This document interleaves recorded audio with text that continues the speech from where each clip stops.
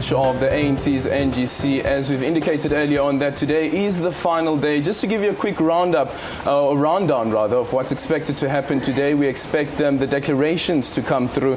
So all the commissions that sat down yesterday, they will have a short debate that's going to happen in a session, and after that it will be the declaration, and then President Jacob Zuma will deliver the closing address.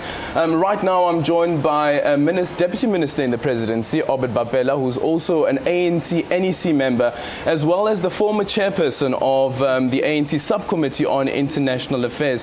What are some of the crucial issues, Deputy Minister, that International Affairs is tackling? Well, there were three major issues that I think were discussed yesterday in the Commission, which are part of the recommendations to the plenary for resolution now. One of them is the review of the membership of South Africa in the International Criminal Court. It was quite a strong issue. All provinces came well organized in terms of thoughts, and they presented a very strong view for South Africa to withdraw. But that matter is now going to be subjected to the plenary, and once the plenary has agreed, we'll then begin to give a determination on the processes thereof. And the second one then was the reimposition of the ANC as a working class, multi-strata, anti-imperialist organization, because people felt therefore that the ANC was not beginning to be wavering around the issues of the ideological position. So it was reaffirmed yesterday that we ought to really be who we are, what we have been always being in the liberation of South Africa.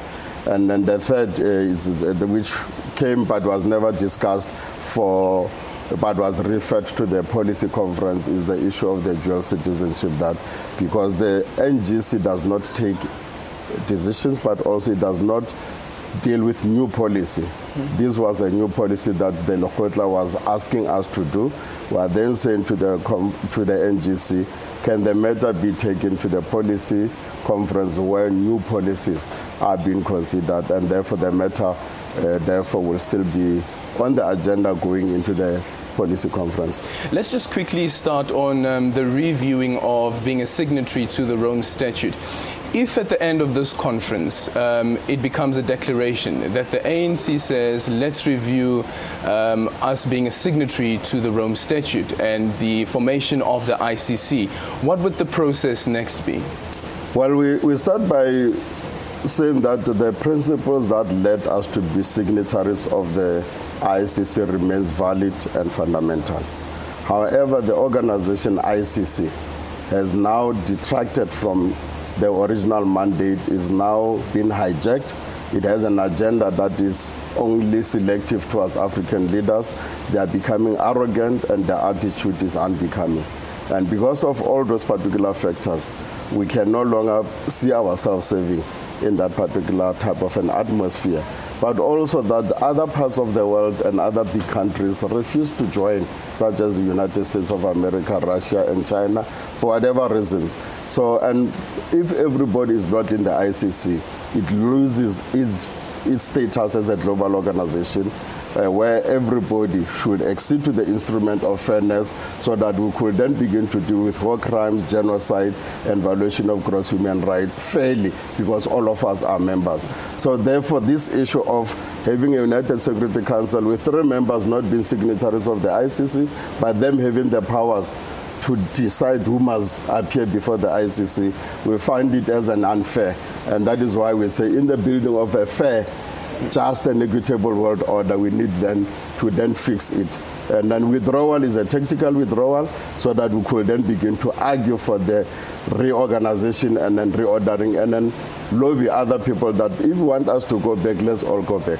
Okay, and then on the issue around the dual citizenship, as you mentioned, even before this NGC, is that the matter wasn't on the table. It wasn't part of the agenda, and of course now it has been raised. What happens now heading into the policy conference?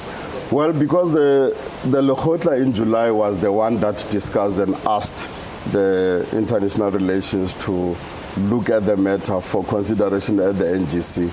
And when we look at the mandate of the NGC, indeed the NGC can consider new policy, and therefore the matter will then have to go to the policy conference, and there will be research and then work done in terms of what is it, where to, and what. And I think in that way we'll just leave that process leading up to the policy conference itself.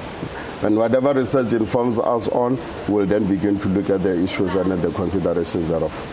I guess many organizations will be watching quite closely what happens after that research and what that research comes back with.